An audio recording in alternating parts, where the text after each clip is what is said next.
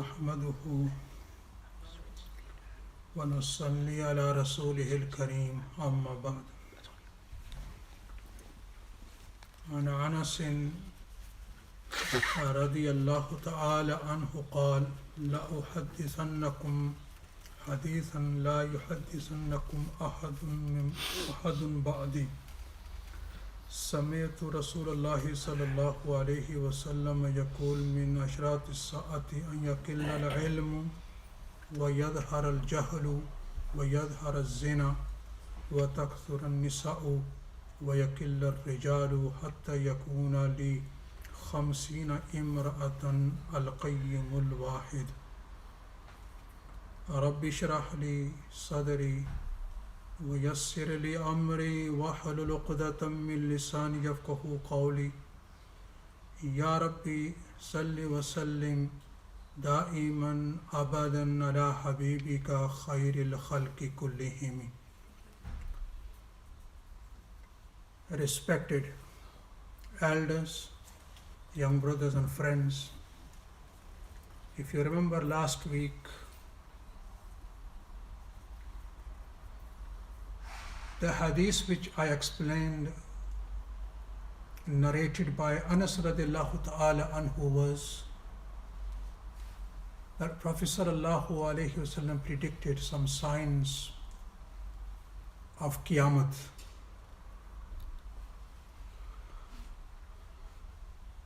And the hadith which I just read before you is a very similar hadith to the one which I explained to you last week. Just this hadith of today has additional some words. The hadith was, Prophet sallallahu alaihi wasallam said, a time will come when the knowledge, religious knowledge, will be taken away.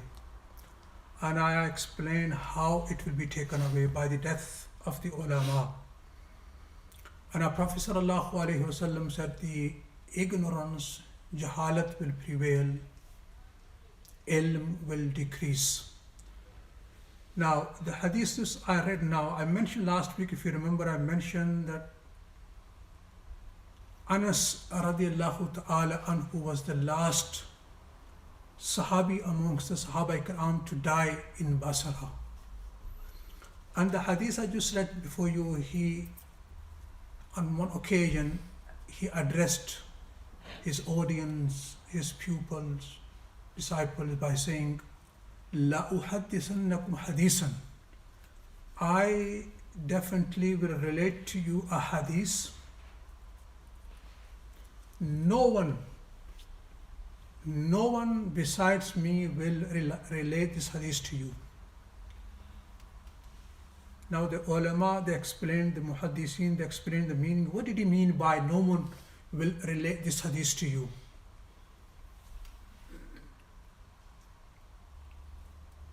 They say the meaning is, he did not mean that nobody will relate this hadith to you or will narrate this hadith to you. What he meant by saying that I am the one who will be relating this hadith to you, he meant by saying, you will not hear this hadith from any Sahabi besides me, who could say that I've heard the hadith from Prophet sallallahu alaihi wasallam. So therefore, I'm saying to you, Sami'tu Rasulullahi, I've heard Rasulullah sallallahu alaihi wasallam saying this. This is what he meant, that besides me, meaning no other Sahabi, because I'm the last one here, and there's no other Sahabi is remaining in Basra. So he said in this hadith that the Prophet sallallahu alaihi wasallam said, from amongst the signs of Qiyamah, one is just the similar hadith to the last week's hadith. An yaqil al-ilm, the knowledge, meaning the religious knowledge, will decrease.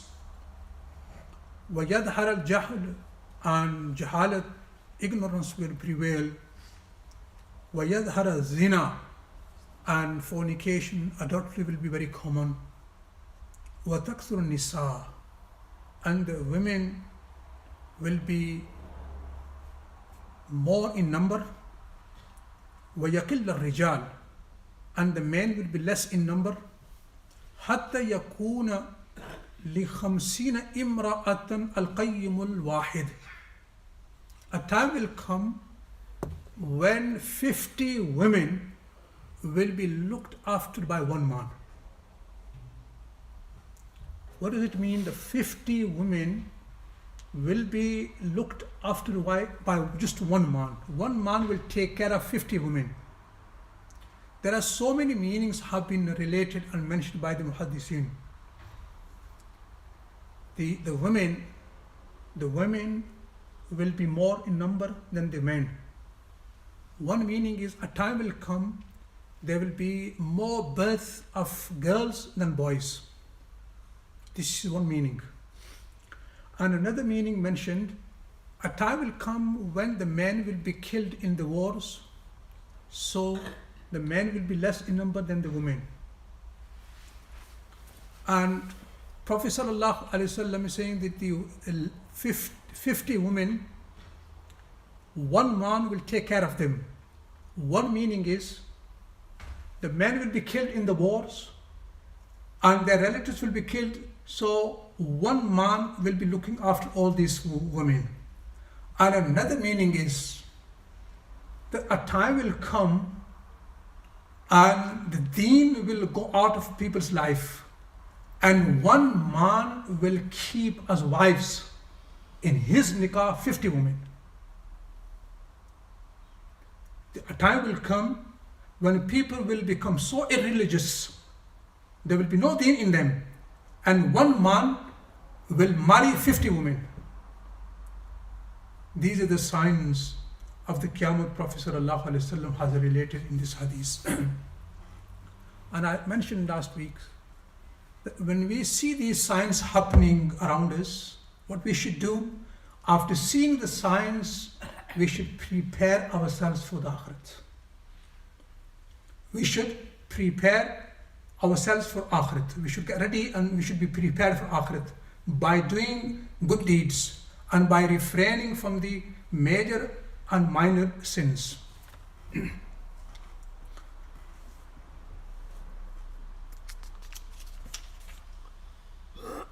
Now the next hadith has been narrated by Ibn Umar radiallahu ta'ala anhu. He says, سمعت رسول الله صلى الله عليه وسلم يقول قال بين أنا نائم أوتيت بقدح لبن فشربت حتى إني لأرى الري يخرج في أسفاري ثم آتيت فضلي عمر بن الخطاب قالوا فما أولته يا رسول الله قال على علم. Rasulullah sallallahu alaihi wasallam, Ibn Umar said, I heard Prophet sallallahu alaihi wasallam saying that once I was sleeping, and in my sleep I was given a cup filled with milk, and I drank the milk until I saw the wetness of the milk in my nails. So the Sahaba Ikram, they said to Prophet sallallahu alaihi wasallam, O Prophet of Allah, what is the meaning of this hadith? Now then he said, after I have drunk the milk, I gave the leftover to Umar radiallahu ta'ala anhu in my dream. I drank and drank until I was satisfied, and the leftover milk I gave it to Umar radiallahu ta'ala anhu in the dream. So the Sahaba Ikram, they said, Fama awwaltahu, O Prophet of Allah, what is the meaning of this dream? Rasulullah sallallahu alaihi wasallam said the meaning is al-ilm. The meaning is the ilm. Now this hadith is a virtue of Hazrat Umar radiallahu ta'ala, who the ilm he was given by Allah subhanahu wa ta'ala. If you remember or you've heard from ulama ikram, when Umar radiallahu ta'ala anhu insisted and he said to Prophet sallallahu alaihi wasallam, Prophet of Allah, the people who come and visit you, some are sinning and some are good. Good and bad people come and visit you. So therefore, O Prophet of Allah, you should ask your wives to do the parda. Now here, let me clarify one thing. Now don't let this thought come in your mind. Who used to come to Prophet sallallahu alaihi wasallam? Sahaba Ikram. So don't let the shaitan, whisper in your mind, but from amongst the Sahaba, some were bad and some were good. All the Sahaba, they were good. But amongst the Sahaba Kiram in Medina, there were Jews who were munafiqs. There were Jews, they were munafiqs. They hid their kufr in their hearts, and they used to pretend as if they are Muslims, and they used to come to Prophet ﷺ's majlis. So Hazrat Umar radiallahu ta'ala anhu, he said to Prophet ﷺ, till then the hukum of veil, parda, did not reveal. So he said, Prophet of Allah, please ask your wives to do parda, because the people who come to see you, amongst them there are some good and some bad. When he said this, Allah subhanahu wa ta'ala revealed the verses of veil, parda. And Allah subhanahu wa ta'ala commanded Prophet ﷺ to tell his wives and his daughters and the common general Muslim women to cover themselves. So this was Hazrat Umar radiallahu ta'ala anhu. And also when Hazrat Umar radiallahu ta'ala anhu desired that the Maqam Ibrahim, the station of Ibrahim, what is the Maqam Ibrahim? Maqam Ibrahim is that very stone on which Ibrahim alayhi salatu wasalam stood and he built the Kaaba. And Allah subhanahu wa ta'ala, this stone upon which he used to stand, he stood and built the Kaaba, it would lift high. When the walls were rising, when he was building the Kaaba, it worked as a lift.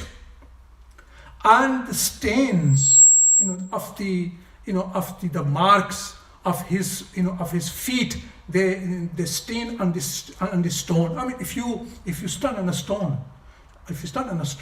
your feet mark will not stain there. But this was a mu'jiza of Hazrat Ibrahim alayhi salatu wasalam. So Hazrat Umar radiallahu ta'ala, it was his desire, once you've done the tawaf, and after tawaf you read 2 rakat, which is wajib.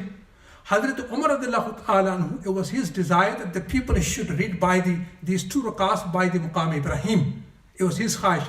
So when it was his khaish, his tamanna, his arzu, Allah subhanahu wa ta'ala, he revealed the verses, وَاتَّخِذُوا مِن مَقَامِ إِبْرَاهِيمَ مُصَلَّى. Take the place of the station of Ibrahim as a place of your salah, prayer. So Hazrat Umar, he wanted the Maqam Ibrahim, the station of Ibrahim, a place of prayer. Allah subhanahu wa ta'ala, revealed the injunction and the verse that, you should stand there and read. It is sunnah to read the 2 rakat of tawaf near the Maqam Ibrahim. If one cannot read it there, he can read it anywhere in the haram. And even if one never read it in the haram, he can read it in the hotel. Or if somebody forgot to read in Makkah, he came to Medina, he can read. He has to read it. He can read it in Medina. But even if somebody forgot and came back to his country, that I did tawaf and I forgot to read my 2 rakats which are wajib, I did not read there, I forgot. So he has to read it here. So Hazrat Umar Farooq radiallahu ta'ala anhu, it was his tamanna and arzu that the Maqam Ibrahim should be taken as a place of a prayer. Allah subhanahu wa ta'ala revealed the verse. So Hazrat Umar Farooq radiallahu ta'ala anhu, when Rasulullah passed away, Abu Bakr radiallahu ta'ala anhu became the Khalifa. And then Hazrat Umar Farooq, when he became a Khalifa, in the days of Hazrat Abu Bakr Siddiq radiallahu ta'ala anhu, in the month of Ramadan, the Sahaba Ikram used to offer the Salatul Taraweeh, but in groups. In Masjid al-Nabawi, they used to offer the Salatul Taraweeh in groups.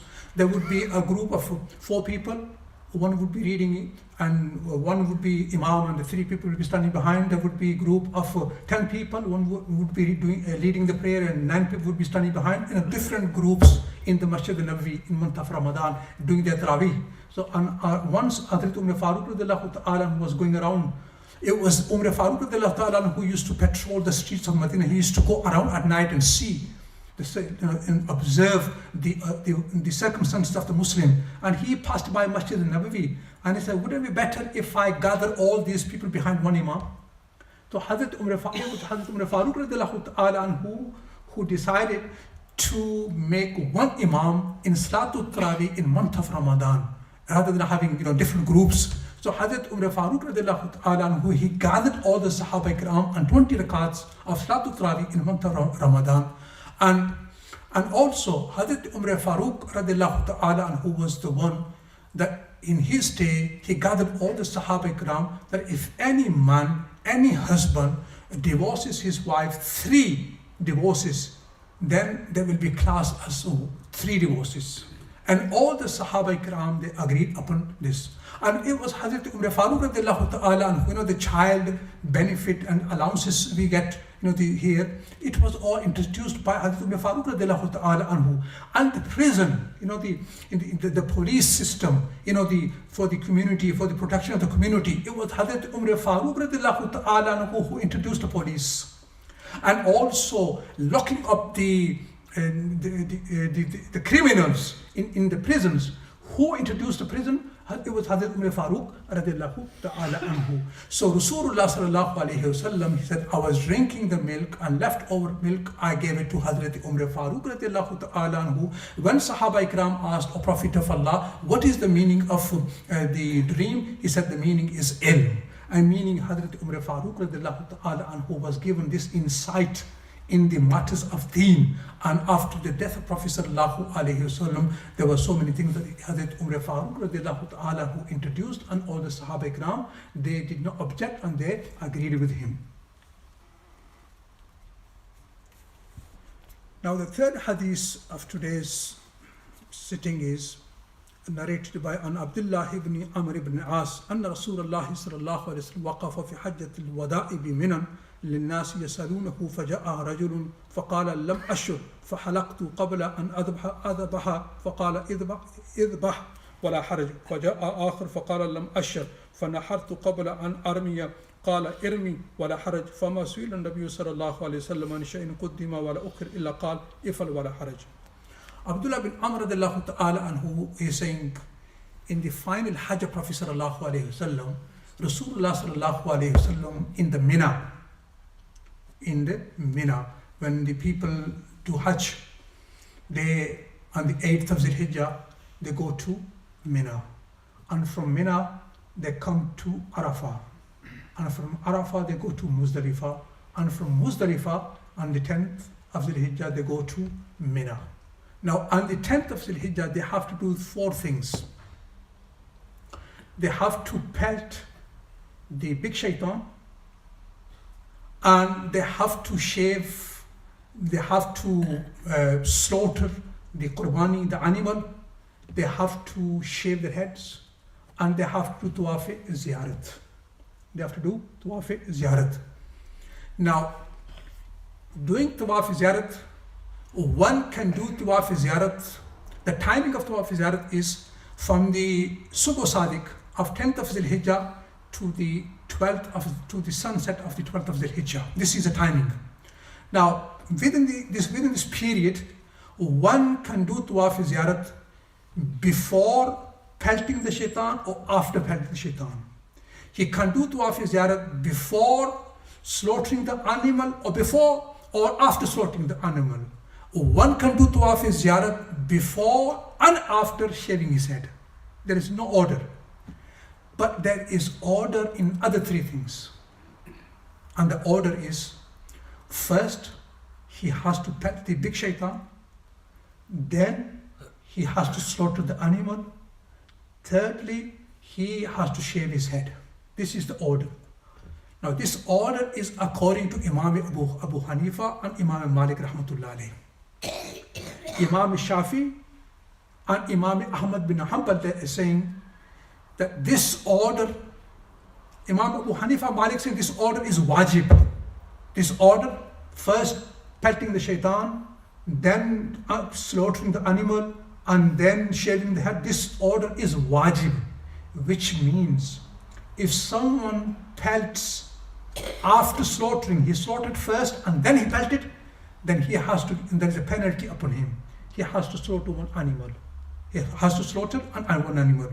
Now, the dalil of Imam Shafi and Imam Ahmad bin Hanbal is this hadith. That Rasulullah sallallahu alaihi wasallam, he stood by the jimar, those 3 places, spots people do throw the pebbles. He stood there, and people started coming and started asking the masails of Hajj. So a man came to Prophet sallallahu alaihi wasallam. He said, فَجَاءَهُ رَجُلٌ فَقَالَ Lam ashur fahalaqtu qabla an adbaha. He said, O Prophet of Allah, I forgot. I forgot and I shaved my head before the slaughtering. Before the slaughtering. I shaved it before the slaughtering. So Prophet sallallahu alaihi wasallam replied, Idbah wala haraj.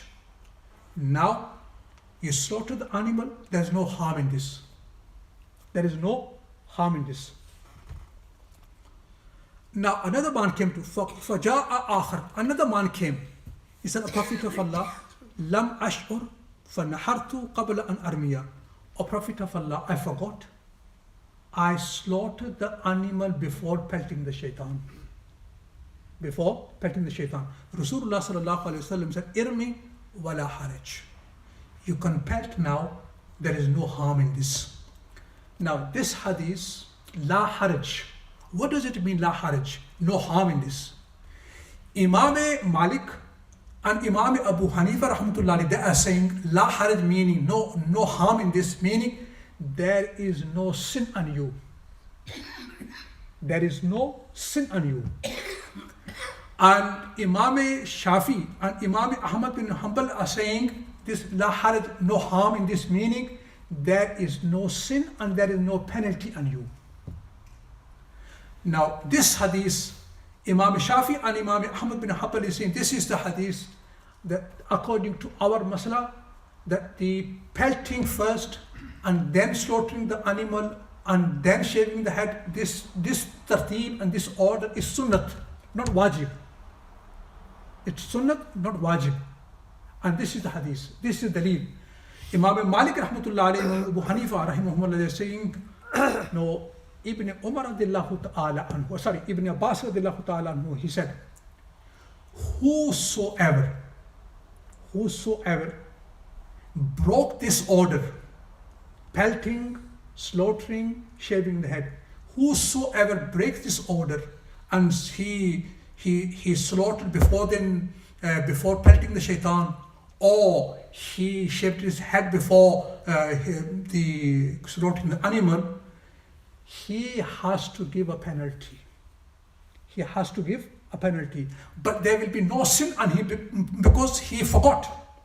In the hadith, the Sahabi is saying, I forgot a Prophet of Allah. So Imam Abu Hanifa and Malik is saying, La haraj, no haraj, meaning there is no sin on you because you forgot. Because you forgot, there is no sin on you. But anyhow, Imam Abu Hanifa and Malik, their masla, the tarteeb is wajib, and Imam Shafi, Imam Ahmad is saying tarteeb is sunnat. And they are both groups, Imam Malik and Imam Abu Hanifa, they are on haqq. In the sight of Allah, they are right. And Imam Shafi and Imam Ahmad bin Hanbal is saying it's not wajib, it's sunnat, this order. They are also on haqq, and they are on truth, and with Allah subhanahu wa ta'ala they will get the reward, both parties. So whosoever is the follower of any imam, he has to follow and he has to do according to their fiqh. So in this hadith, Prophet sallallahu alaihi wasallam, he gave the verdict of if somebody breaks the tarteeb in the Hajj. So Rasulullah sallallahu alaihi wasallam said, if somebody forgets and he broke the tarteeb, there will be no sin on him because somebody forgot and he did it. So this is the hadith regarding the one of the rulings of Hajj. I ask Allah subhanahu wa ta'ala to accept this majlis of ours and make it means of our forgiveness. ربنا آتنا في الدنيا حسنة وفي الآخرة حسنة وقنا عذاب النار. ربنا تقبل منا إنك أنت السميع العليم وتب علينا إنك أنت التواب الرحيم. وصلى الله تعالى على خير خلقه محمد وعلى آله وصحبه أجمعين برحمتك يا أرحم الراحمين. Can you switch this?